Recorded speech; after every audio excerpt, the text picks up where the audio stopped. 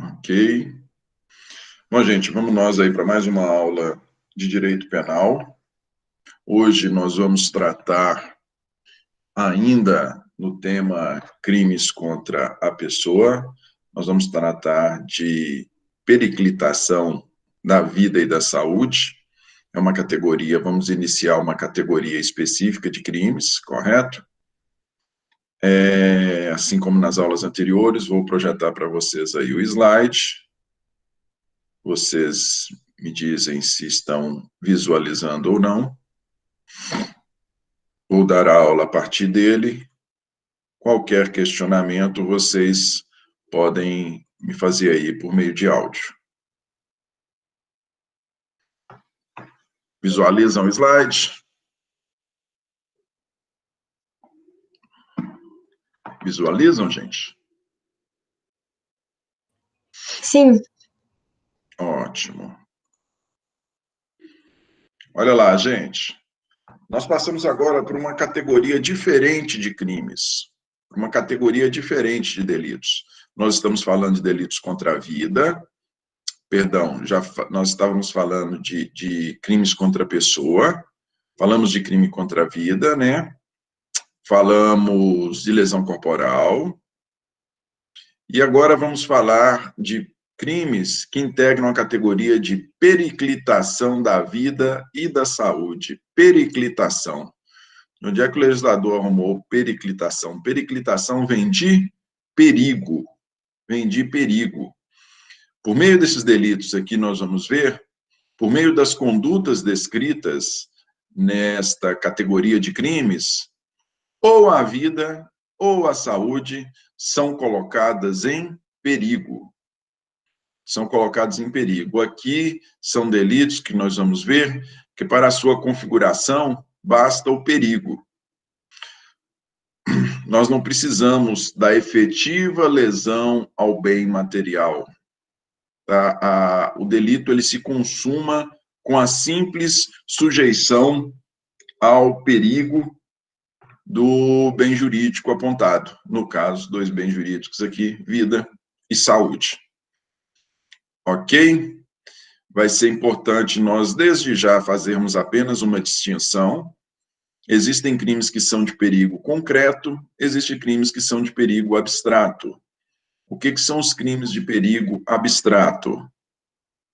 Os crimes de perigo abstrato são aqueles em que a própria lei já presume o perigo em razão da conduta. Nos crimes de perigo concreto, nós não temos a presunção legal de perigo.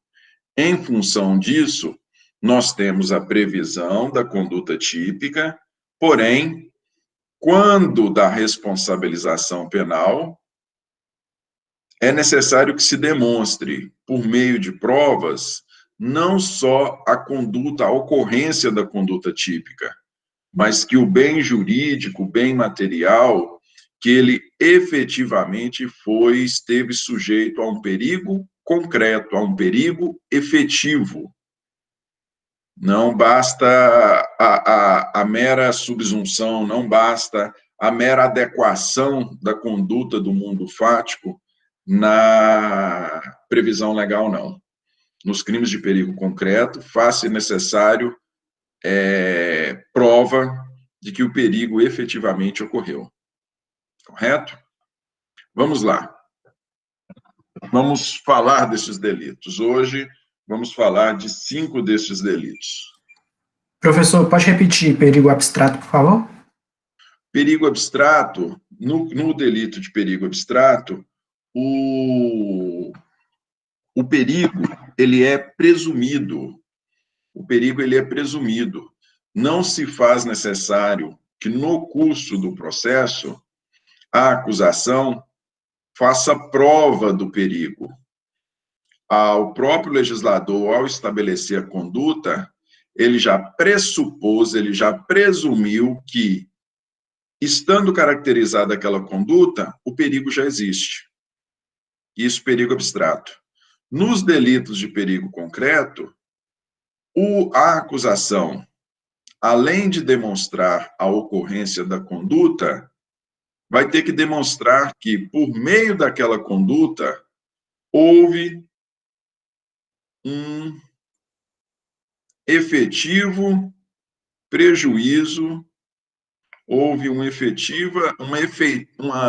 efetiva sujeição de perigo ao bem. Olha só para vocês verem, é uma linha muito tênue, porque em todas essas modalidades de crimes que nós vamos ver aqui, nós não precisamos do dano. Nós não precisamos do dano ao bem jurídico, nós não precisamos do dano ao bem material. Em todos eles nós vamos ver que há apenas periclitação, há apenas sujeição à situação de perigo.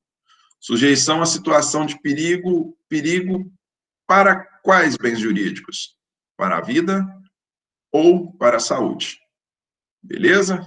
Nós temos aqui, se vocês forem pensar na forma de disposição do Código Penal, nós primeiro trabalhamos com os bens jurídicos mais importantes, não é isso? Vida, integridade física, nós temos categorizados dessa forma, saúde, e num primeiro momento nós trabalhamos, o legislador, ele tipificou o crime de dano. Ele estabeleceu uma escala de bens jurídicos, na sequência, mais à frente, vamos trabalhar com crime contra patrimônio, que é um crime, o patrimônio é um delito de menor valor que a vida, né? É um bem jurídico de menor valor do que a pessoa. E dentro da própria categoria de crimes contra a pessoa, num primeiro momento, nós trabalhamos com o dano efetivo. No homicídio, nós temos um dano efetivo. No infanticídio, no aborto, na lesão corporal, nós temos danos efetivos. Aqui, nós ainda estamos falando de bens jurídicos, vida e saúde. Porém, para a configuração desses crimes que nós vamos ver, nós não precisamos do efetivo dano. Basta, por meio das condutas que agora nós vamos falar, basta que os bens jurídicos sejam sujeitos à situação de perigo. Tranquilo? Vamos lá. Primeiro dos delitos. Perigo, esse é o nome jurídico. Perigo de contágio venéreo. Artigo 130. Expor alguém, por meio de relações sexuais ou qualquer ato libidinoso, a contágio de moléstia venérea, de que sabe ou deve saber que está contaminado. Pena, detenção de 3 meses a 1 ano ou multa. Parágrafo 1º. Se é intenção do agente transmitir a moléstia, a pena é de reclusão de 1 a 4 anos. E somente se procede mediante representação. Mais uma vez, expor alguém por meio de relações sexuais ou qualquer ato libidinoso a contágio de moléstia venérea, de que sabe ou deve saber estar contaminado. Detenção de 3 meses a 1 ano. Se a intenção do agente é transmitir a moléstia, reclusão de 1 a 4 anos e multa. Detenção de 1 a 3 anos ou multa. Somente se procede mediante representação.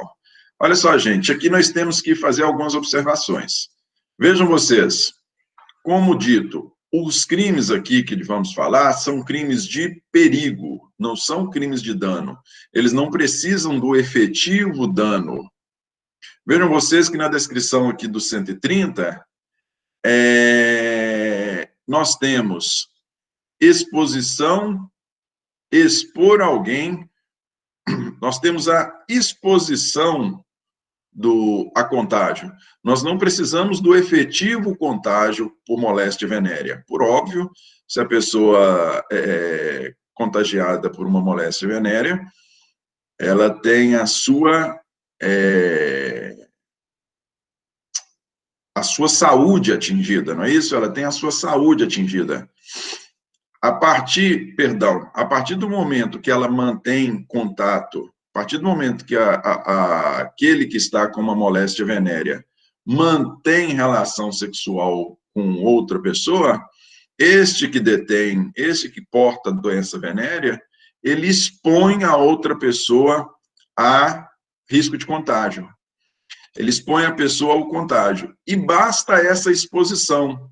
Ele é um crime de perigo. Não precisa que a pessoa efetivamente se contagie, não precisa que a pessoa efetivamente, que é a vítima, que ela seja contaminada. Basta a mera exposição, ou seja, basta a mera manutenção de relação sexual, alguém que seja portador de moléstia venérea, basta que ele mantenha a relação sexual com a vítima, sabendo que está contaminado, ou seja, sabendo que é portador, ou devendo saber. O que se quer dizer o legislador quando ele diz que deve, que sabe ou devia saber? Nós temos o próprio comprometimento da saúde, por mais que não se espere que o autor seja um médico, mas o próprio comprometimento da saúde, por vezes, da pessoa, a depender dos sintomas que ela sente, o autor, dá para ele saber que está contaminado.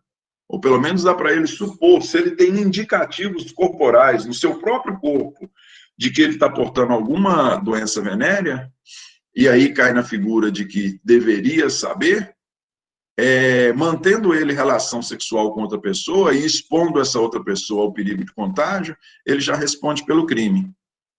Agora, vendo vocês, é por meio de relação sexual ou qualquer ato libidinoso. Relação sexual aqui, nós não estamos falando só de... Estamos falando do coito anal, você está falando de conjunção carnal, pênis e vagina, você está falando de sexo oral. São todas modalidades de relação sexual, como também por qualquer ato libidinoso. Um mero toque, havendo, né, efetiva possibilidade havendo possibilidade de contágio de doença venérea, já pode fazer com que aquele que pratica a conduta responda pelo crime, correto? Detenção de 3 meses a 1 ano. O parágrafo 1º, ele traz uma forma qualificada. Se é a intenção do agente transmitir a moléstia, ou seja, no CAPT aqui, a intenção da pessoa simplesmente é manter a relação sexual ou praticar ato libidinoso. Por acaso ela está portando uma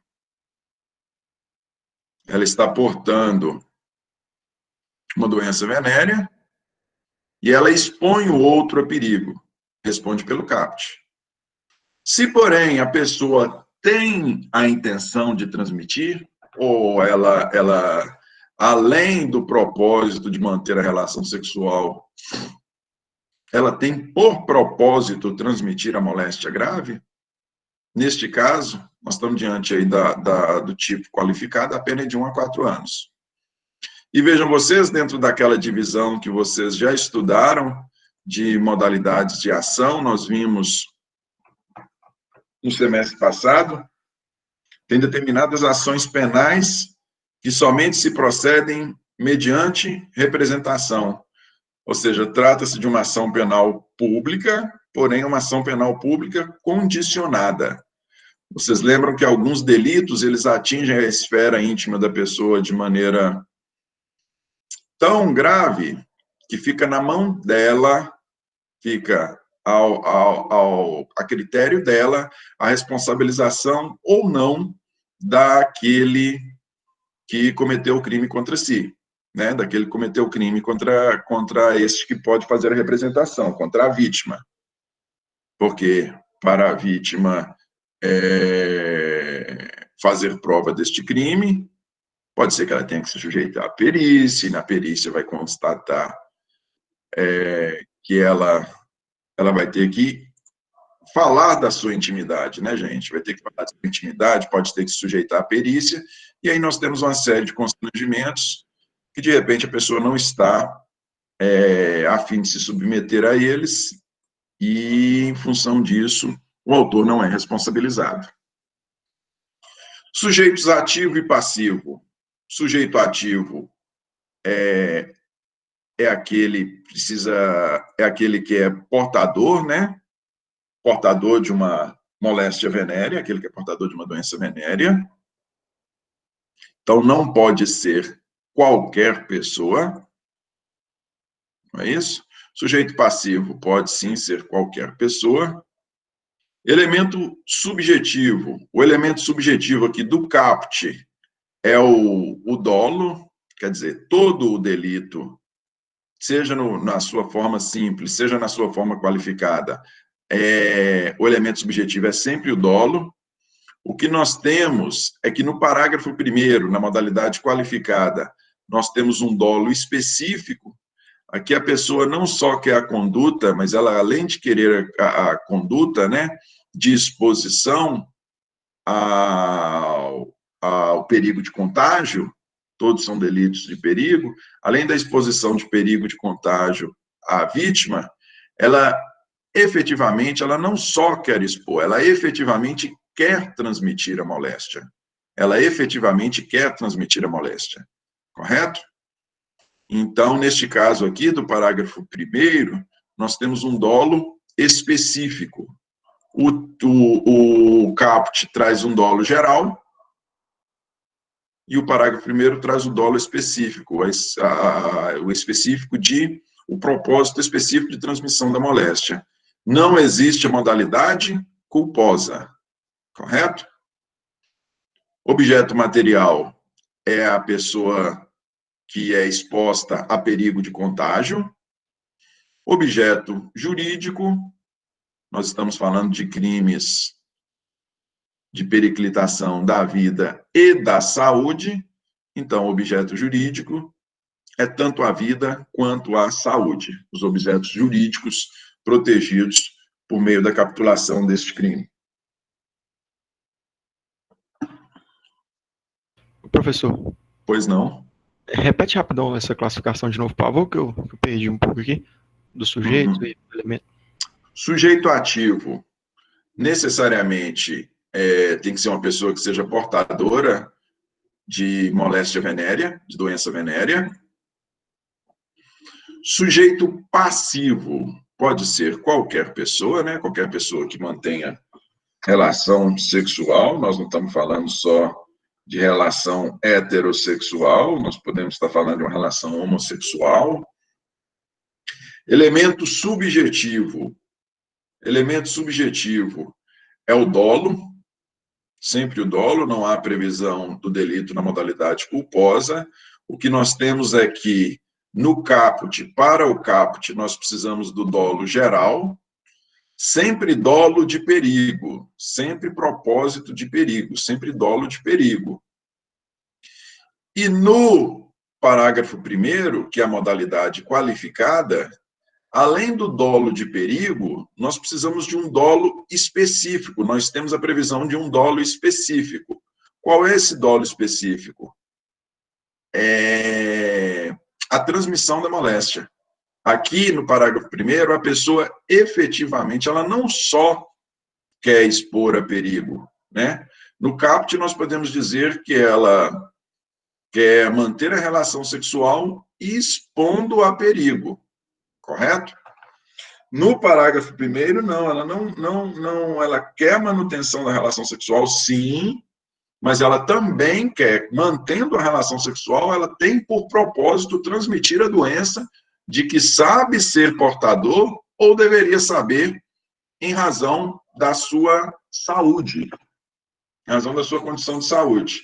Em função disso, a pena é agravada, né? A pena é de 1 a 4 anos. Objeto material, a pessoa com a qual é mantida a relação sexual e que é sujeita ao perigo de contágio. Objeto jurídico, são dois. Todos os crimes aqui nós estamos falando da periclitação de vida e saúde. Então, são sempre dois bens jurídicos protegidos por esses crimes que estamos falando. É tanto a vida quanto a saúde. Ok?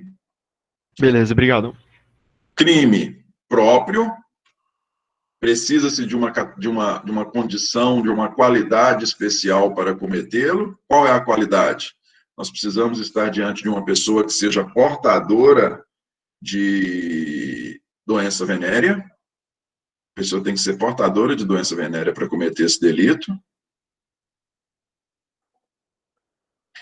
É um delito formal. O que quer dizer que é um delito formal? Aqui, o perigo, ele é presumido, basta que a pessoa esteja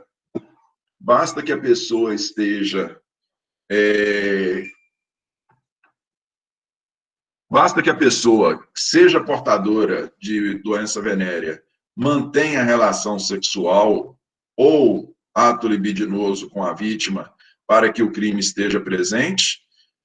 A lei, ela já presume o perigo, por isso se diz que é um delito formal. A lei já presume o perigo. É um delito de forma vinculada. O que quer dizer delito de forma vinculada? É aquele em que a lei estabelece a maneira pela qual a conduta pode ser cometida, né? Deve ser cometida. Nós fomos aqui. Todos os delitos nós temos exposição de perigo. Nós temos a vida ou a saúde sendo expostas a perigo. Aqui, qual é o perigo? Contágio, de moléstia grave. Beleza? Contágio de doença venérea. Esse é o perigo. Por que eu digo que é de forma vinculada? Eu digo que é de forma vinculada porque o tipo fala por meio de relações sexuais ou qualquer ato libidinoso. É de forma vinculada. Para que exista o crime do artigo 130, se faz necessário que a conduta seja por meio de manutenção de relação sexual ou ato libidinoso. Tranquilo? Vamos lá. Aqui. Eu acho que alguém pediu para assistir a aula aí? Não. Professor? Pois não. Se um estuprador, após estuprar alguém e tiver o contágio venéreo, a pena será agravada ou não? Aí vocês vão ver isso quando vocês forem estudar o crime de estupro. Isso aí nós temos a pena aumentada. Agora, eu não sei, neste momento, te falar se é uma qualificadora ou uma causa de aumento específica, só olhando o tipo. Mas tem sim, nós temos a pena gravada em função disso. Aqui, nós não estamos falando de estupro, não. Aqui nós estamos falando de relação sexual consentida. Nós estamos falando de manutenção da relação sexual consentida. Correto? Por óbvio que se a pessoa, a vítima, se ela souber e consentir, souber que o autor é portador de moléstia venérea e consentir na manutenção dessa relação, desse ato sexual, o autor não vai responder, não é? Mas aqui nós estamos falando de relação sexual consentida. Forma vinculada, já disse, é um delito comissivo, ou seja, nós precisamos de um ato positivo por parte do autor, né? Ele precisa manter a relação sexual, ou ato libidinoso, ou ele precisa manter relação sexual ou realizar um ato libidinoso. Não se comete esse crime mediante omissão, apenas por ação. É um delito instantâneo, a sua execução ela não se prolonga no tempo, os seus efeitos podem perdurar, mas a sua execução ela é instantânea. É um delito de perigo abstrato, como eu disse para vocês. Por que ele é de perigo abstrato? Porque ele é um crime, isso aqui são duas coisas que estão sempre casadas. Crime formal. Para os crimes de perigo, Toda vez que nós falarmos que o crime é formal, ou seja, que basta a conduta, nós vamos estar diante de um crime de perigo abstrato. O acusador, o Ministério Público, né, uma ação procede mediante representação, então é a ação penal pública condicionada, a acusação, ele só precisa fazer prova da conduta aqui, ó. Ele não precisa fazer prova de que houve efetivamente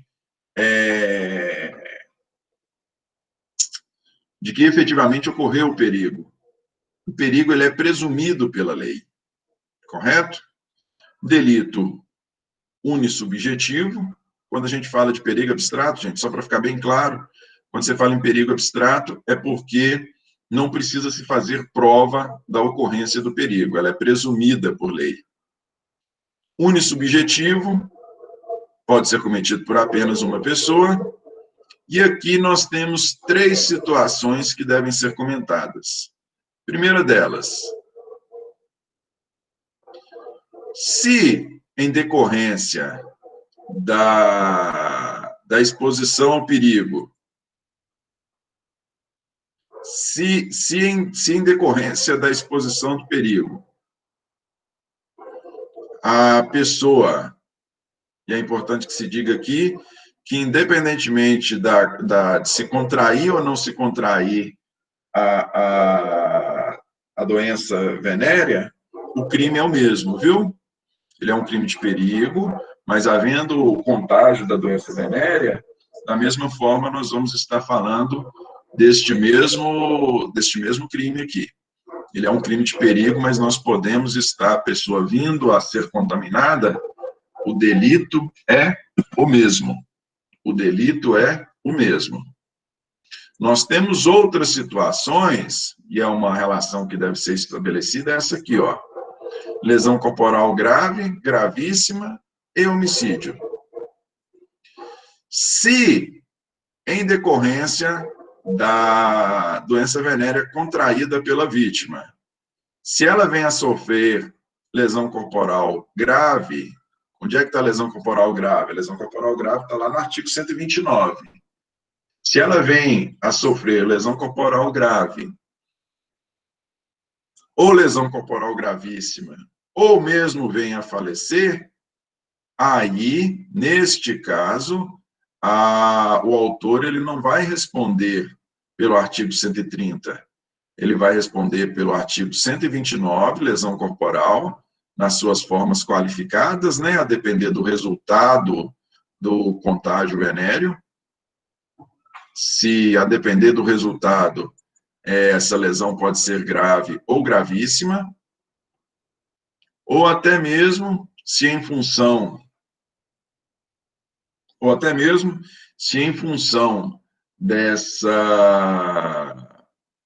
da doença venérea contraída, como eu disse para vocês, aqui é tanto a exposição quanto o contágio mesmo.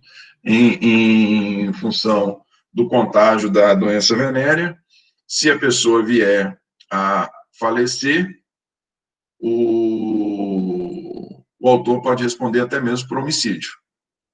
Correto? Se se tratar de uma lesão corporal leve, se se tratar de lesão corporal leve, vocês lembram, nós estudamos lesão corporal leve lá? Se se tratar de uma lesão corporal leve, neste caso, nós não vamos ter o crime de lesão corporal, não.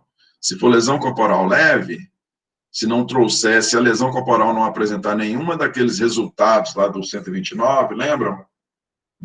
Capacidade para as ocupações habituais por mais de 30 dias, se não resultar em nenhuma daquelas situações lá previstas para grave e gravíssima, se for apenas uma lesão corporal leve, o autor vai responder pelo 130. Porém, se em função do contágio, a pessoa vir a sofrer uma lesão corporal grave ou gravíssima, o autor deixa de responder pelo 130 e passa para responder pelo 129 nas suas formas qualificadas. Ou até mesmo pode vir a responder pelo homicídio.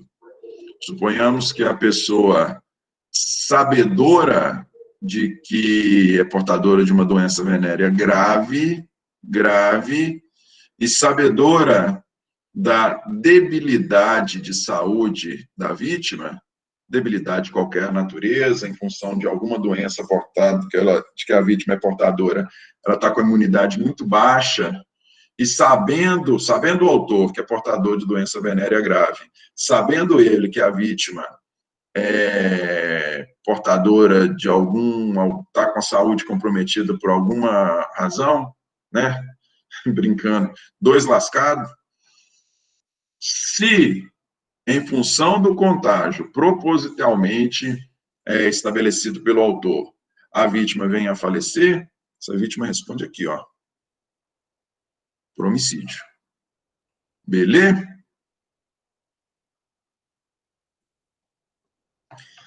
Segunda modalidade de crimes. Segundo tipo de crime, né? Perigo de contágio de moléstia grave.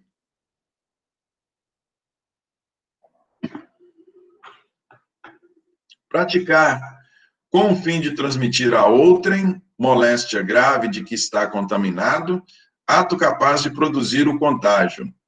Eu estava lendo a respeito deste crime, eu adquiri um livro este ano e lendo a respeito do tipo aqui, lógico, imediatamente, é óbvio que eu lembrei do Covid, né? Lembrei do coronavírus. E é interessante que no livro fala que nós estamos falando de moléstia grave. Aí lá no livro, o doutrinador fala que tem que ser uma moléstia grave. Não basta a pessoa estar gripada e chegar e espirrar no rosto da outra. Isso não vai configurar o crime, porque era uma mera gripe. Hoje a situação está um pouquinho diferente, né? Se eu tiver com Covid, chegar a espirrar no rosto da outra, Deus me livre. Moléstia gravíssima, está matando pra caramba. Praticar com o fim de transmitir a outra em moléstia grave de que está contaminado, ato capaz de produzir o contágio. Reclusão de 1 a 4 anos e multa. Reclusão de 1 a 4 anos e multa. Vocês vejam que é a mesma pena quando a pessoa tem o propósito de... Aqui, ó, no perigo de contágio venéreo, quando a pessoa tem por propósito transmitir a doença venérea, a moléstia venérea. Pena também de 1 a 4 anos.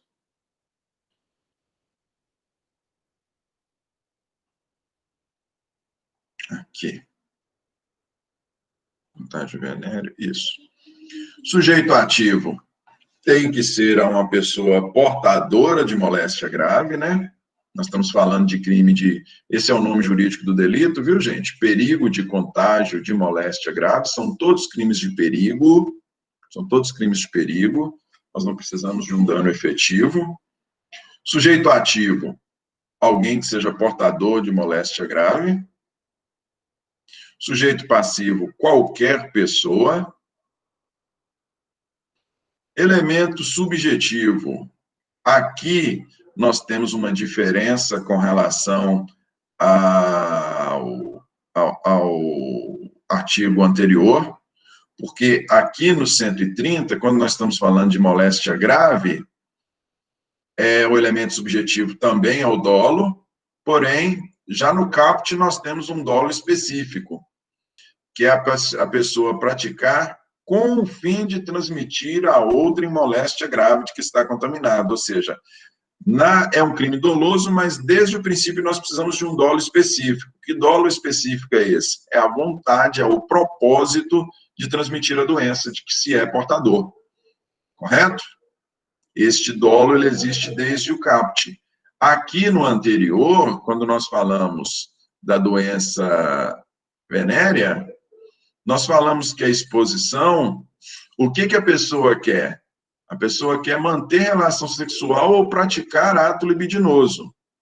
Ela sabe que é portadora de doença venérea ou deveria saber, em razão do seu estado de saúde, está com o estado de saúde debilitado, pelos sintomas ele deveria saber que ele é portador de doença venérea, e ainda assim mantém relação sexual expondo a pessoa, expondo aquele que com ele mantém relação sexual, expondo sua vida ou sua saúde a perigo, correto? Aqui basta o propósito de manutenção da relação sexual. Aqui basta querer a conduta, por isso que se fala que é basta, não precisa de propósito específico. Já no 131, ele só há o propósito específico no 130, na forma qualificada, que é a do parágrafo 1º. O 131, quando nós não estamos falando de contágio venéreo, nós estamos falando simplesmente de moléstia grave, aqui o dolo específico já existe desde o caput, praticar com o fim de transmitir a outra em moléstia grave que está contaminado. Né? Se a pessoa simplesmente espirra próximo ao outro, porque não teve jeito, não foi com o propósito de transmitir a moléstia, não foi propósito de transmitir doença para o outro, ele não pode responder, ainda que seja doença grave, né? Não foi respeitado o isolamento social, está todo mundo um pertinho do outro lá, coladinho, aí um portador de Covid dá um espirro sem máscara perto do outro, sem este propósito de transmissão, ele não vai poder responder pelo crime. O propósito aqui é específico. Objeto material. Deixa eu colocar aqui. O que está faltando aqui? Assim. O objeto material é a pessoa cuja saúde ou vida é exposta a perigo de contágio, né, de moléstia grave, e aqui, oi. Brandon falando, mas e se o indivíduo, nesse quesito, ainda do Covid, Sim. não tiver a intenção, mas souber, ele pode responsabilizar? Não. Se ele não tiver intenção, não. O crime fala que tem que ser com o propósito de transmitir a doença. Okay. Se ele não tiver este propósito de transmissão da doença, aí o crime não existe, não. Lógico que nós sabemos o que acontece. Com crime que tem dolo específico, como neste aqui, é difícil a gente, nos crimes dolosos em geral, quando a gente não tem o dolo específico, como, por exemplo, crime de homicídio, matar alguém, é fácil você responsabilizar uma pessoa por dolo eventual. Ela não quis, porém, assumir o risco de causar o dano, correto? Se a gente voltar lá no artigo 14, crime doloso, nós temos o dolo eventual quando a pessoa assume o risco. Aqui, quando nós estamos diante de crime praticado, crime que apresenta dolo específico, como aqui no caso, aqui nós temos um dolo específico. Qual é o dolo específico? Com o propósito de transmitir a doença, ou seja, a pessoa tem que estar movida por este propósito, aqui não dá para se falar em dolo eventual. Então, o fato da pessoa saber estar contaminada, e em função dela saber, ela sabe estar contaminada, porém, vamos falar do Covid, ela não pratica o isolamento social, sabendo estar contaminada. Ela não pode, porque, veja, nós estamos falando de crime de perigo. Ela não pode, simplesmente por estar em ambientes públicos, ela está com Covid, ela está em ambiente público, sem o propósito de transmissão, né? Tem quanta gente aí que não está achando que essa Covid é ficção jurídica, né? Ficção, criação dos opositores políticos. Se a pessoa não tiver o propósito de transmissão, não tem como ela responder, não. Você pode responsabilizar ela civilmente por dano material, quem for contaminado, por dano material, por dano moral, mas responder criminalmente ela tem que ter o propósito de transmissão. É crime de dolo específico. Dolo de dano. Dolo de dano, ou seja, não precisa do contágio. Basta a produção de ato capaz de produzir o contágio. No espirro que nós falamos lá, basta espirrar. Não precisa que a pessoa não precisa que a pessoa, que haja contaminação da moléstia grave para que o outro responda não. Não se faz necessário. Basta que ele pratique um ato capaz de produzir o contágio. Beleza? Objeto material é a pessoa sobre a qual recai a conduta de exposição de perigo, de contágio. O objeto jurídico, mais uma vez, nós estamos falando de periclitação da vida e da saúde. Objetos jurídicos são a vida e a saúde.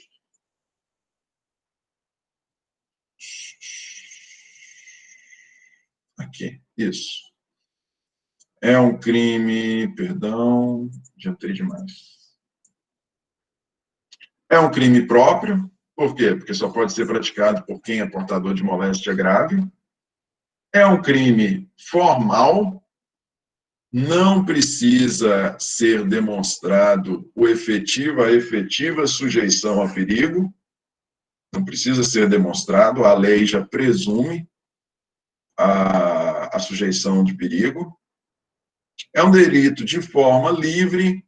Vocês viram que o delito anterior, no contágio venéreo, ele era um delito, não era um delito de forma livre. Lá nós tínhamos uma forma específica estabelecida em lei. Era um delito de forma vinculada, né? Ou seja, o contágio venéreo tinha que ser sempre por ato libidinoso ou manutenção de relação sexual. Aqui, esse contágio de moléstia grave é de forma livre. Nós podemos estar falando de toque, nós podemos estar falando de, falar do Covid aí, de um espirro, nós podemos estar falando aquele que voluntariamente compartilha com outro, vamos falar do Covid, aquele que voluntariamente compartilha com outro um copo. Hoje o pessoal fala que tudo passa Covid, né? Aquele que, por meio de contato com roupa, sei lá, enfim, um delito de forma livre, comissivo, não existe previsão da sua prática por meio de omissão.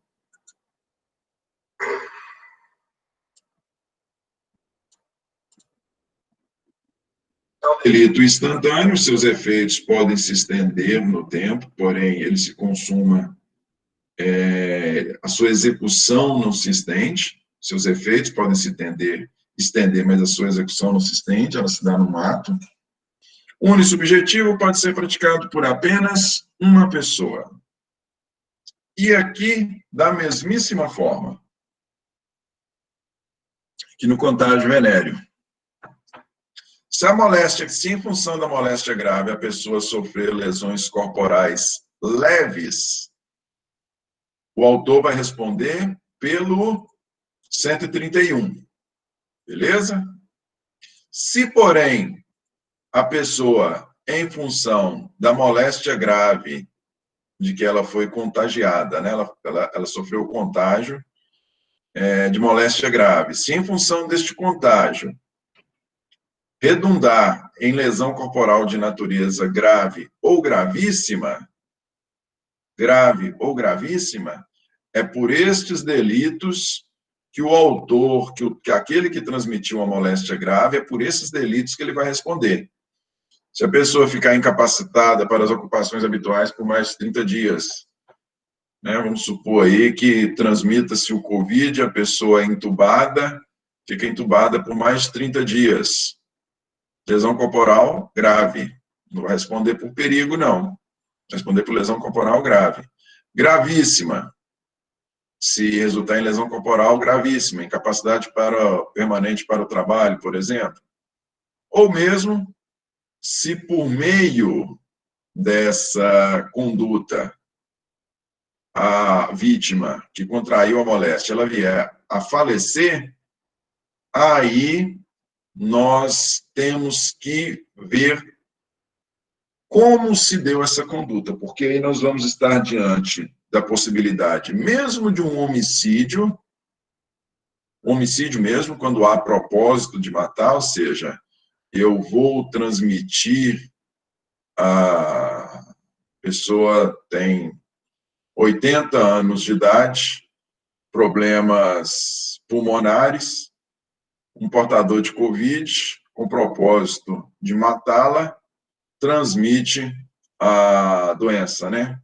Chega lá e espirra no rosto dessa pessoa de 80 anos de idade, do grupo de risco. Se a pessoa vem a falecer, aquele que assim procedeu, ele comete homicídio. Tranquilo? Muito bem. Terceira modalidade de crime de exposição de vida, saúde a perigo.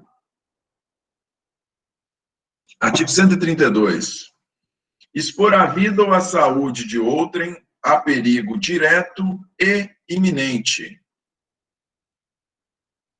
Expor a vida ou a saúde de outrem a perigo direto e iminente. Pena, detenção de 3 meses a 1 ano, se o fato não constitui crime mais grave. Pena, detenção de 3 meses a 1 ano, se o fato não constitui crime mais grave. Então, vejam vocês, aqui, esse delito aqui, ele é um delito de maneira, ele é uma exposição de perigo da vida ou saúde, ele é um delito de perigo para a vida ou a saúde, de aplicação subsidiária. Se nós estivermos falando de moléstia grave por meio de ato sexual ou ato libidinoso, é o artigo 130. Se nós estivermos falando de moléstia grave, que não seja doença venérea, se nós estivermos falando de moléstia grave, que não seja doença venérea,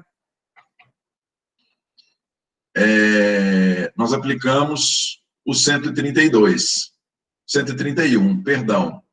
E se nós estivermos falando de uma exposição de perigo à vida ou à saúde, que não seja nem por doença venérea, por meio de ato sexual ou ato libidinoso, nem de moléstia grave, se nós estivermos falando de exposição de perigo, exposição a perigo, né, da vida ou saúde de outrem, aí é o delito do 132, ele tem aplicação subsidiária. E o parágrafo único, ele nos, ao estabelecer uma causa de aumento, ele nos exemplifica como poderia ser essa exposição. Olha lá, a pena é aumentada de 1/6 a 1/3 se a exposição da vida ou da saúde de outrem a perigo decorre de transporte de pessoas para prestação de serviços em estabelecimento de qualquer natureza, em desacordo com as normas legais. Mais uma vez, a pena é aumentada de 1/6 a 1/3 se a exposição da vida ou da saúde de outrem a perigo decorre de transporte de pessoas para prestação de serviços de estabelecimento de qualquer natureza, em desacordo para prestação de serviços em estabelecimento de qualquer natureza, em desacordo com as normas legais.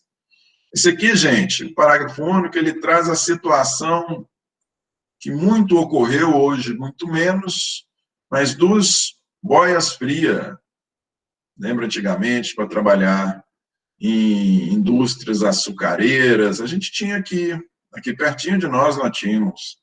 Inclusive, boa parte, se não toda a minha família, pisou o pé lá, Engenheiro da Labela. Depois de Engenheiro Navarro, indo aqui para BH, a gente tinha uma usina lá, Malvina. Malvina, o pessoal que trabalhava lá era boia fria. O transporte, eu me recordo quando eu era criança, o transporte lá era feito nos caminhões com segurança zero. Segurança nenhuma. Era uma efetiva exposição de perigo, né? Exposição a perigo, era uma efetiva exposição a perigo de vida, da saúde, exposição a perigo de vida, a exposição de perigo à vida ou à saúde, correto? Ele traz um exemplo. E aí, vamos lá. Sujeito ativo pode ser qualquer pessoa, né? Já que aqui nós estamos falando de um crime de aplicação subsidiária. O sujeito passivo também pode ser qualquer pessoa, não tem qualidade especial aqui. O elemento subjetivo é o dolo, e aqui nós temos o dolo geral, expor a vida ou a saúde de outro em perigo direto e iminente.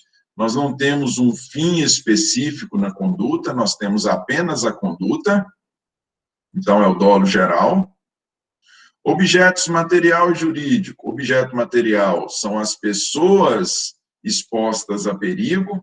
Vejam vocês, gente, que em todos esses crimes que nós estamos falando de responsabilização pela simples exposição a perigo.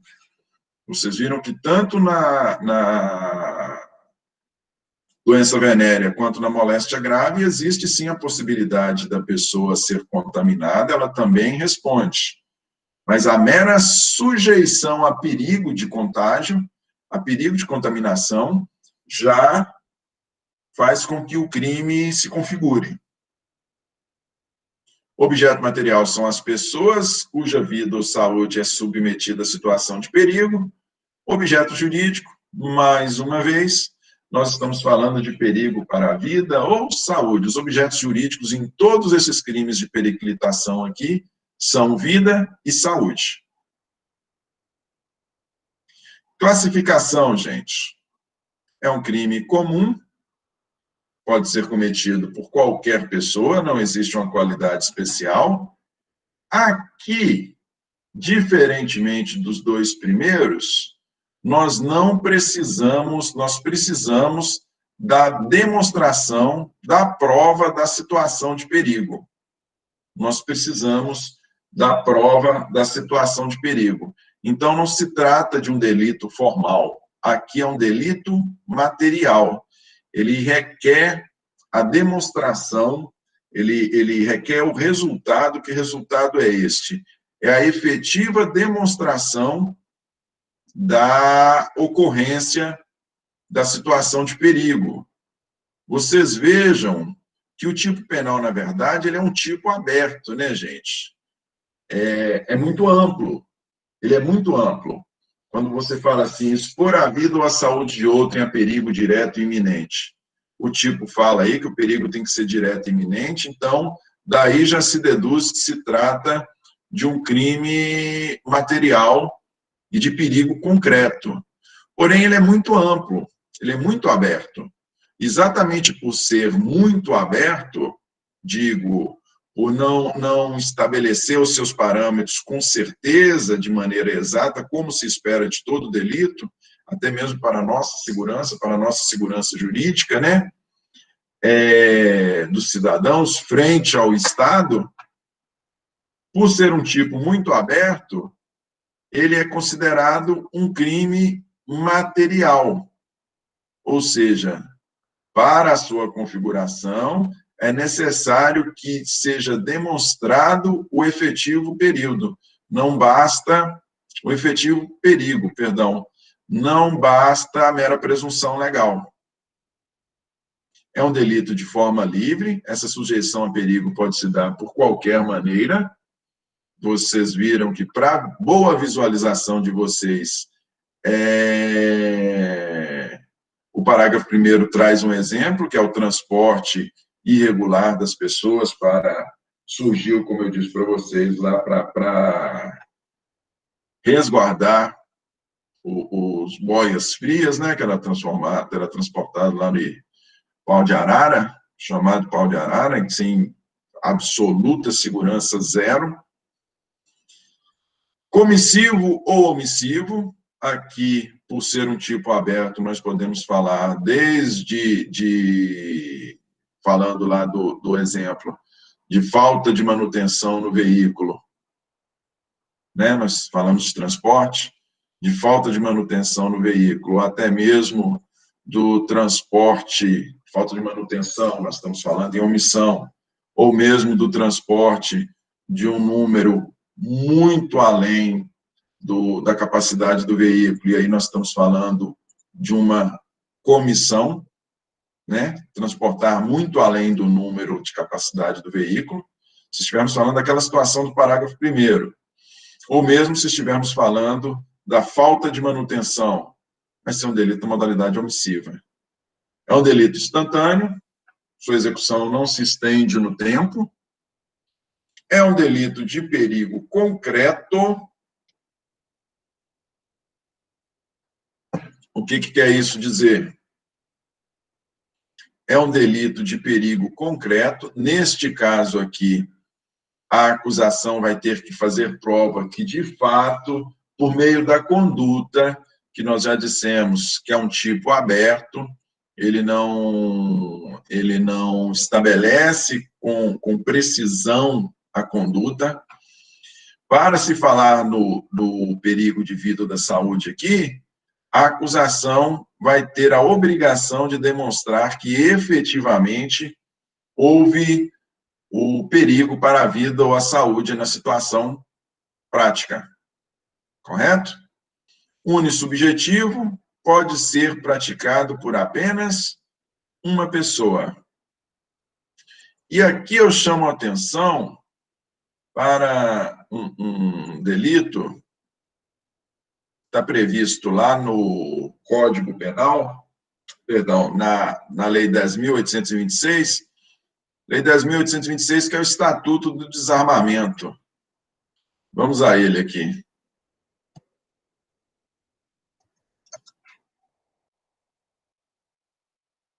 Nós temos o crime de disparo de arma de fogo.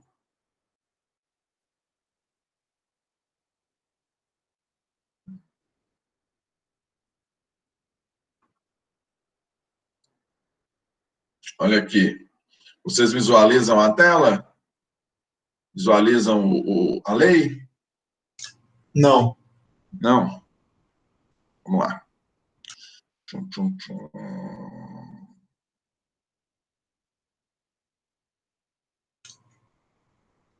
Eu acho que é só eu então que não estou visualizando, porque Vitória falou que tá vendo. Ah, estão visualizando? Vamos Eu lá. não tinha visualizado, não. Uhum. Eu não tô vendo mais, não. Tava vendo antes. Estava vendo? A culpa foi de Vitor. Desculpa aí. Vamos lá. E agora? Vem. Agora sim. Muito bem, muito bem. Olha lá, gente. Isso aqui é um crime de perigo, ó.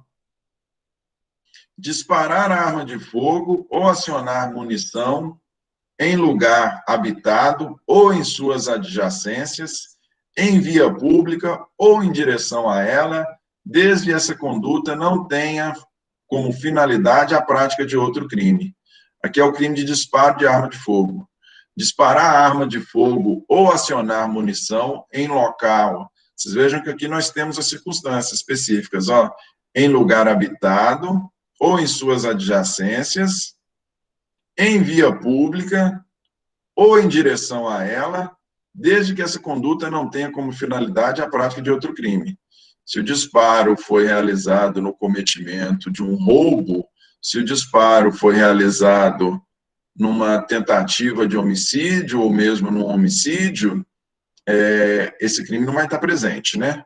O crime só vai estar presente se o disparo que foi efetuado nessas circunstâncias aqui, em local habitado ou suas adjacências, ou em via pública ou em direção a ela, se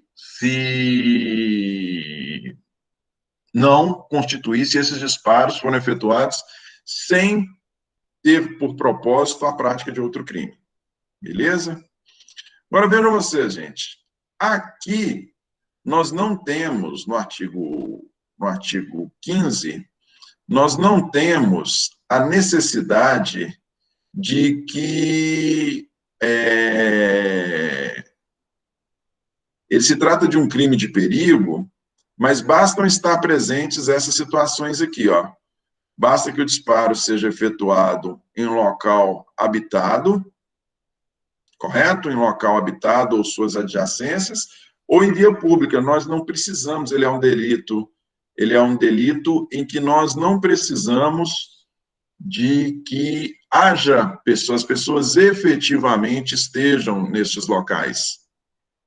Aqui, no perigo de vida da saúde, de outrem, dá para nós pensarmos na ocorrência do disparo como este delito aqui, se nós estivermos falando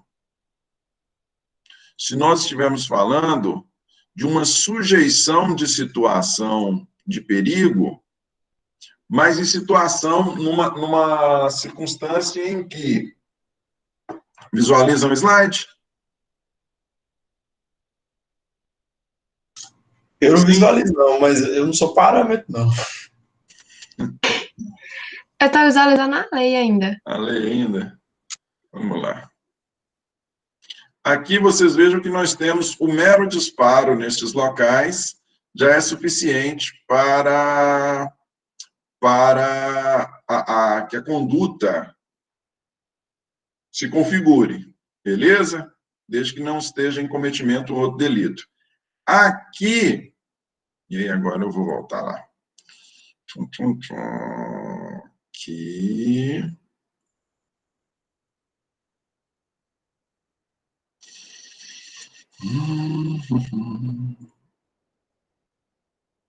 Aqui.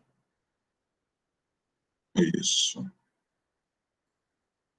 Aqui não. Aqui neste crime, eu estava querendo demonstrar para vocês, fazendo a comparação com o crime de disparo de arma de fogo, no sentido de que lá nós não precisamos da demonstração, do prejuízo, nós precisamos da mera conduta. Ali, nós estamos falando de perigo abstrato. Aqui não. Para cometimento deste delito aqui, do delito do artigo 132, nós precisamos que haja uma efetiva situação de perigo. Nós precisamos dessa demonstração, como no exemplo dado aqui do parágrafo 1º, essa possibilidade aí de transporte regular de trabalhadores.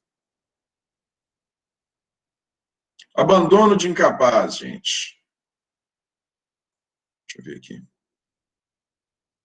Isso, vamos falar de abandono de incapaz.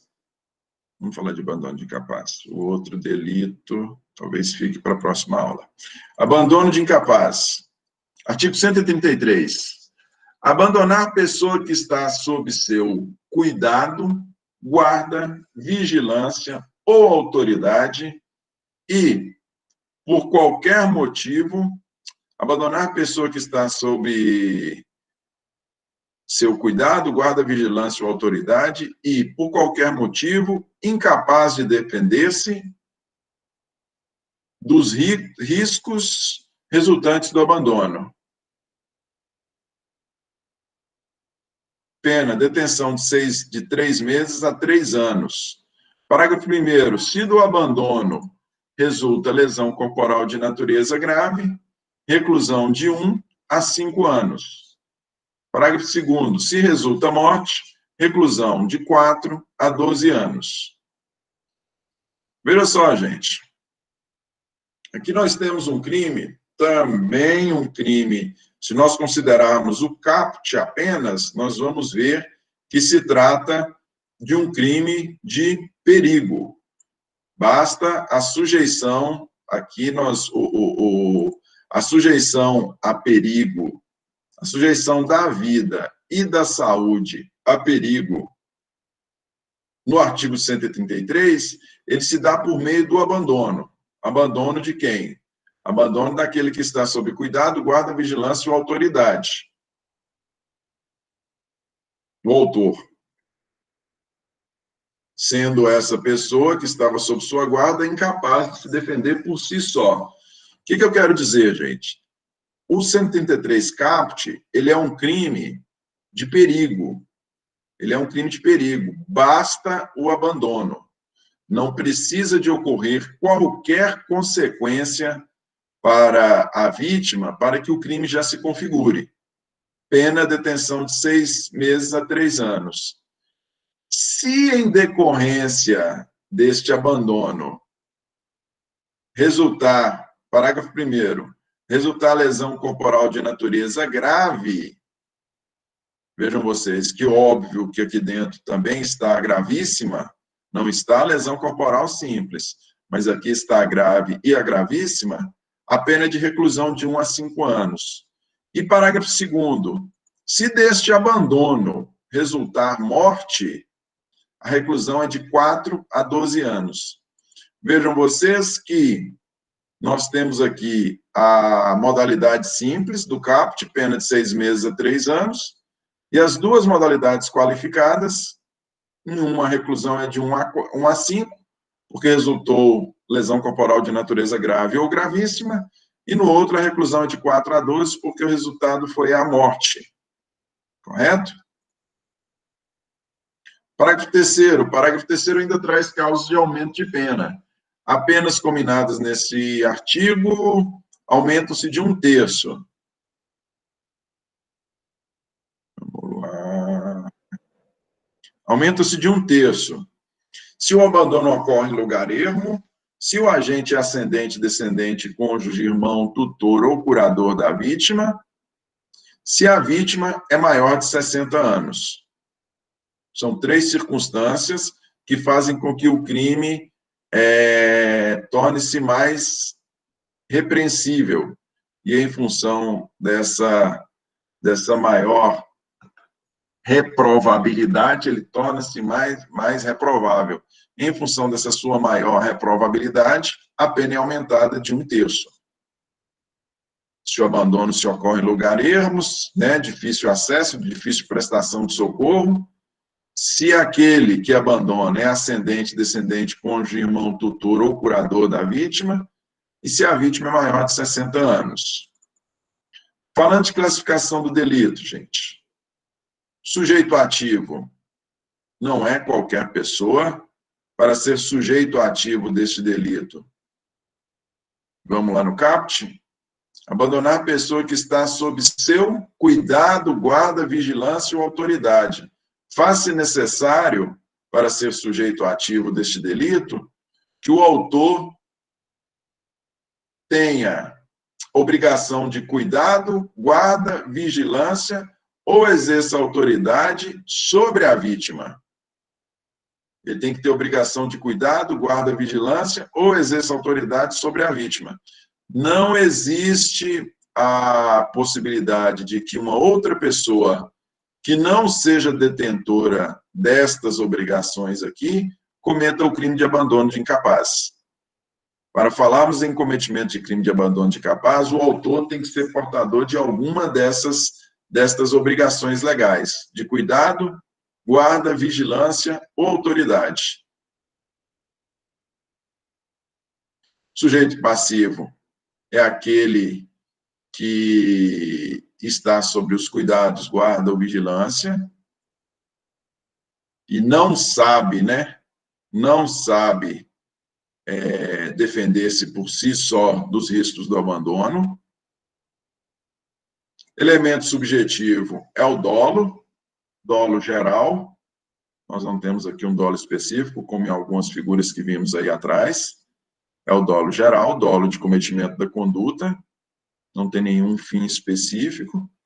Objeto material é a pessoa abandonada, é aquele que foi abandonado. E o objeto jurídico é a vida ou a saúde.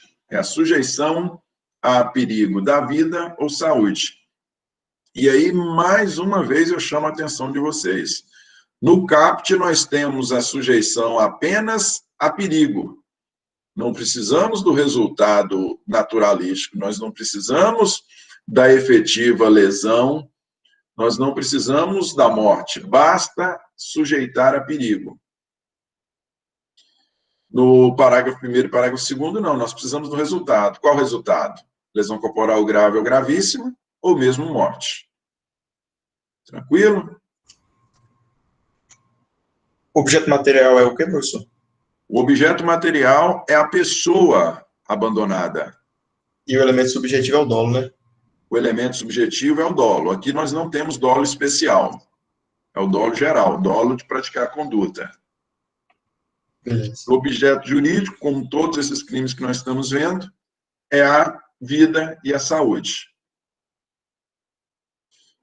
Então, gente, trata-se de um delito próprio.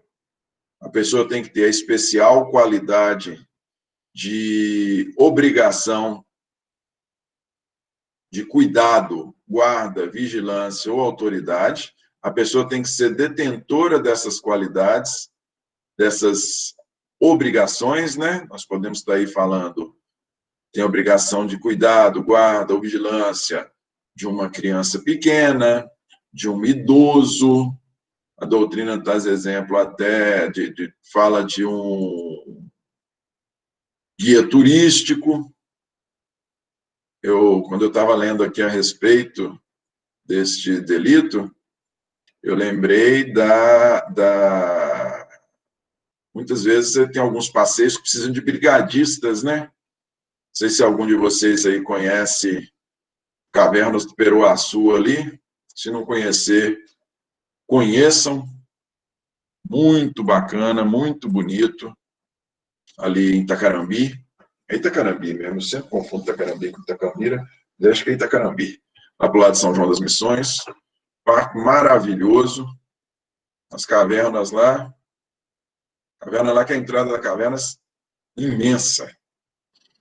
Só para vocês terem noção, interrompendo a aula um tiquinho, você anda, tem uma caverna lá que chama Janelão. Você anda dentro dela 2 quilômetros com iluminação natural. De tão alta que é a caverna. Mas tem que ter perna também, viu? E tem que ser acompanhado de brigadista. Inclusive, quando eu fui lá, foi engraçado. Quando eu fui lá, foi quando eu fui fazer um trabalho lá com os índios, porque os índios, a aldeia indígena Chacriabá é depois de lá. Quando a gente estava voltando, nós passamos lá para conhecer. Aí, perguntei para o diretor lá do parque, falei, mas vem cá, esse matão doido aqui tem onça, não? Ele falou, não, tem sim, tem onça. Ele falou, inclusive o pessoal da USP esteve aqui semana passada e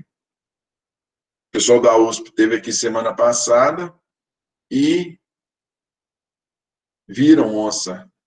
Eu falei, mas não tem perigo, não é perigoso atacar, não? Ele falou, não, só ataca se ela tiver tido bebê.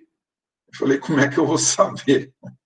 Você vai avistar uma onça, como é que você vai saber se ela ganhou oncinha há pouco tempo ou não? Não tem como saber, né? Muito bonito. Se não conhecem, quem gosta de natureza, muito bonito. Muito bem, gente, olha lá. Se do abandono de incapaz, então, para a figura do caput, não precisa de lesão, basta o perigo. Nós estamos falando de periclitação. Sim, já falávamos aqui. Ok. É um crime próprio, né? A pessoa precisa ter obrigação. Aqui também se trata de um delito material, nós precisamos do resultado, nós precisamos do efetivo resultado, da efetiva, nós precisamos demonstrar a situação de perigo, precisamos fazer prova disso, não há uma presunção legal de perigo. Vejam vocês que, mais uma vez, nós temos um tipo aberto, abandonar a pessoa que está sob seu cuidado, guarda, vigilância ou autoridade. Isso aqui é um abandono físico, viu, gente? Isso aqui é um abandono físico. É um abandono moral, não. É um abandono material, é isso. É um abandono material. Abandonar a pessoa que está sob seu cuidado, guarda, vigilância ou autoridade e, por qualquer outro motivo, incapaz de defender-se dos riscos resultantes do abandono. é um delito material porque ele é um tipo aberto, e sendo ele um tipo aberto, é obrigação da acusação demonstrar que efetivamente houve a situação de perigo, que ela ocorreu. Não é como nas duas primeiros delitos que nós vimos, da moléstia grave e do contágio venéreo, em que o perigo é presumido. Aqui não, aqui nós vamos ter que demonstrar que houve, nós temos que demonstrar não só que houve o abandono, mas como temos que demonstrar também que, em função do abandono, houve uma situação de perigo. Isso aqui lembrei dos meus filhos. Quem tem filhos, quem tem irmãos, as pessoas em geral, né? Você tem gente que desde novinho sabe se virar e resolver tudo. Você pode deixar ele com 6 anos de idade na casa que ele se vira, e você tem gente que desde mais velho não se vira. Então, assim, você precisa demonstrar a situação de perigo. Você precisa demonstrar o abandono, e em função do abandono, você tem que demonstrar que houve uma efetiva situação de perigo. Delito de forma livre, não há uma forma determinada de conduta. Comissivo ou omissivo. Comissivo ou omissivo. Nós podemos ter aqui tanto uma ação positiva quanto uma omissão. Ele é muito mais fácil de nós visualizarmos na sua modalidade omissiva, não é isso? Já que nós estamos falando de uma pessoa que tem obrigação de cuidado, guarda, vigilância ou autoridade, se essa pessoa não exerce essas atribuições, se ela se omite do exercício dessas atribuições, e em função dessa omissão gera o abandono daquele que está sob o seu cuidado, guarda, vigilância ou autoridade, nós teremos o cometimento do crime na modalidade omissiva. Porém, existe também a possibilidade de que ele seja cometido de maneira comissiva, né? Se a pessoa voluntariamente, propositalmente, leva o outro a uma situação de abandono, ele não simplesmente deixa de fazer o que era obrigado, o autor. Ele não só deixa de fazer o que era obrigado, ele adota posturas que redundam em abandono e geram situação de perigo. É um delito instantâneo, por mais que a conduta se prolongue no tempo, por mais que o resultado se prolongue no tempo, o abandono, ele se dá em um único ato. Como disse para vocês, por se tratar de um delito material, o tipo ele é um tipo aberto. Por se tratar de um delito material que exige a demonstração do resultado. Qual o resultado? Existe a demonstração de que efetivamente houve perigo à vida ou à saúde. Por ser um delito material, nós dissemos que é um delito de perigo, porém é perigo concreto. O perigo tem que ser demonstrado, não há presunção legal. É um delito unissubjetivo, que pode ser praticado por apenas uma pessoa. Pode ser praticado por apenas uma pessoa. Nós temos as formas pré-dolosas previstas em lei. Vocês lembram lá de crime pré-doloso? Nós temos crime doloso, crime culposo e crime pré-doloso. O que é o pré-doloso? Pré-doloso é aquele quando nós temos dolo no antecedente e culpa no consequente. Nós temos dolo na conduta e culpa no resultado. Olha lá. Abandonar a pessoa que está sob seu cuidado, guarda, vigilância ou autoridade e, por qualquer motivo, incapaz de defender-se, incapaz de defender-se dos riscos resultantes do abandono. Parágrafo 1º. Se do abandono resulta lesão corporal grave, reclusão de 1 a 5 anos. Parágrafo 2º. Se resulta morte, reclusão de 4 a 12 anos. A conduta querida é a do 133. Correto? A conduta querida é a do 133. Não houve propósito de ocasionar lesão corporal, nem houve propósito de causar morte. A morte e a lesão corporal causadas, elas foram causadas a título de culpa, porque a pessoa, com o propósito de abandono, abandonando intencionalmente, ela, agindo dessa maneira, né, ela foi imprudente. Na maioria das vezes, o que nós temos aqui? Imprudência? Não, negligência, né, gente? É mais fácil de nós visualizarmos na modalidade de negligência. Imprudência, imperícia ou negligência? É mais fácil de nós visualizarmos na modalidade de negligência. Em razão da sua negligência, ou mesmo da sua imprudência, sim, tanto a negligência quanto a imprudência, resultou em lesão corporal grave ou resultou em morte. É um crime pré-doloso. O dolo está só aqui, ó, no abandono. Os resultados, eles são cometidos a título de culpa. Por isso que a pena é de 1 a 5 anos e a pena é de 4 a 12. Vamos aqui falar de homicídio, que é mais fácil. Se nós estivéssemos... Por que se fala que o crime é um crime pré-doloso?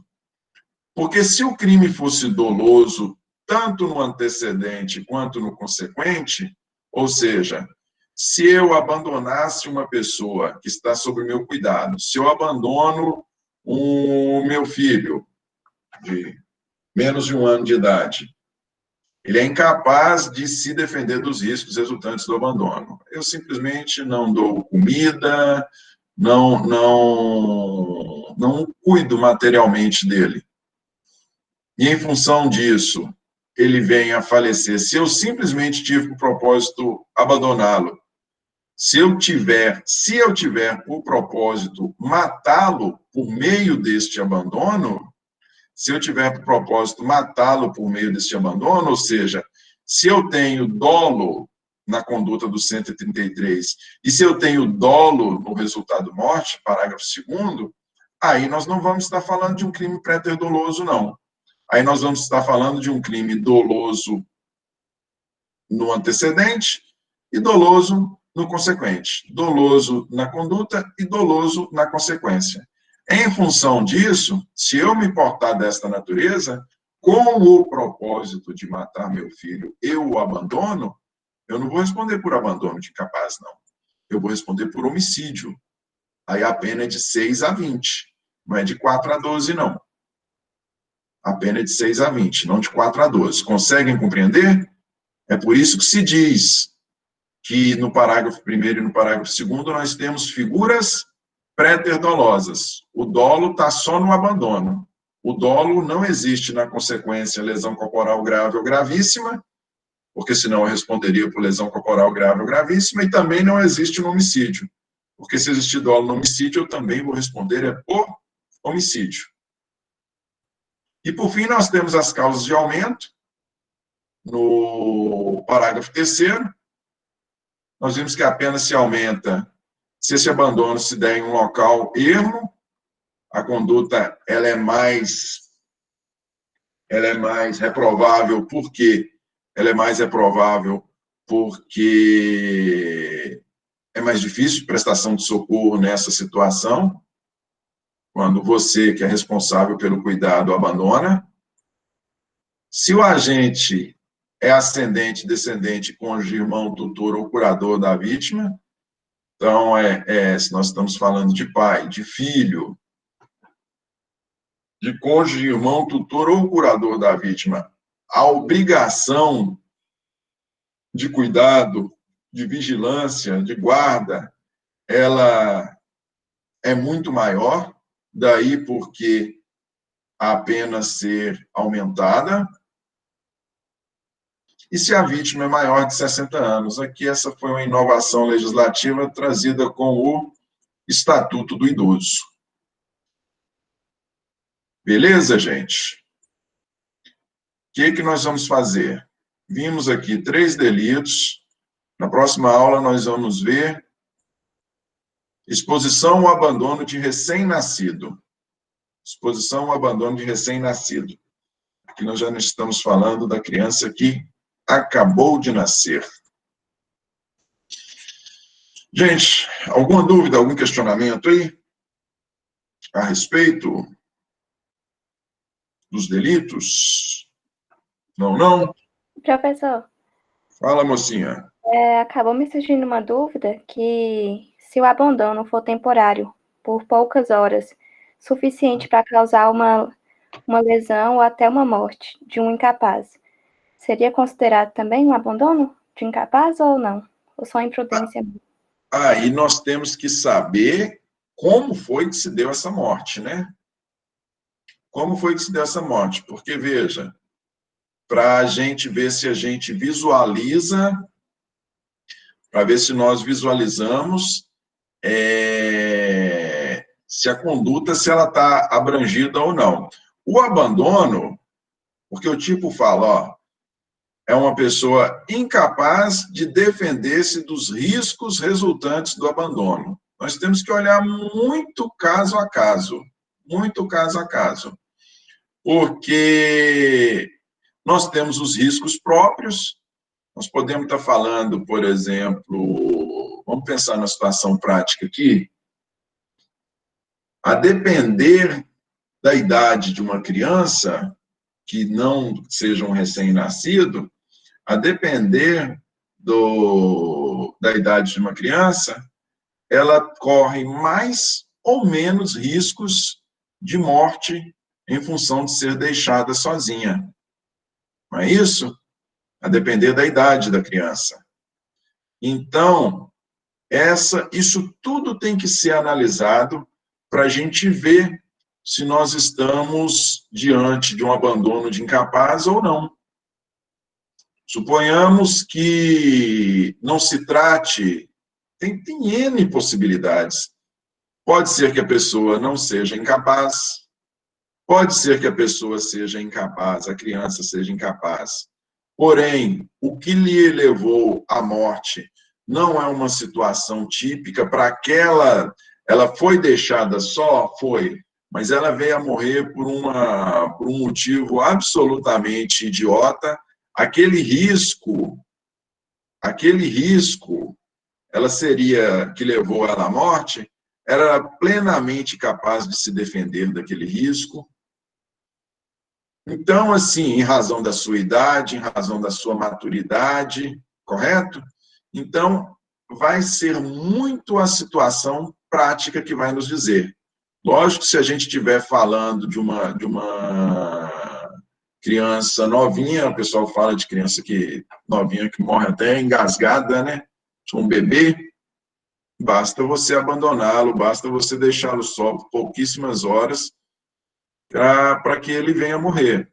Aí dá para a gente pensar na responsabilização.